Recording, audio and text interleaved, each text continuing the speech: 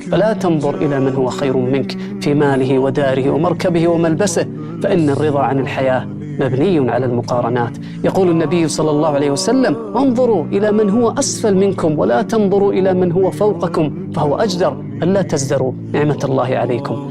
فإن رأيت ما يعجبك فقل كما يقول نبيك صلى الله عليه وسلم إذا رأى نعيما من الدنيا: اللهم إن العيش عيش الآخرة، لتذكر نفسك بأصل الوجود، فلا تنشغل بالموجود وبالأسى على المفقود، واجعل شعارك والآخرة خير وأبقى. ردد بصوت قلبك: اللهم اكفنا بحلالك عن حرامك، واغننا بفضلك عمن سواك. واعلم أن في القناعة راحة البال وحكمة العقل. النفس تجزع أن تكون فقيرة، والفقر خير من غنى يطغيها، وغنى النفوس هو الكفاف، فإن أبت فجميع ما في الأرض لا يكفيها. بالقناعة ستعرف أن الدنيا مجرد فقاعة.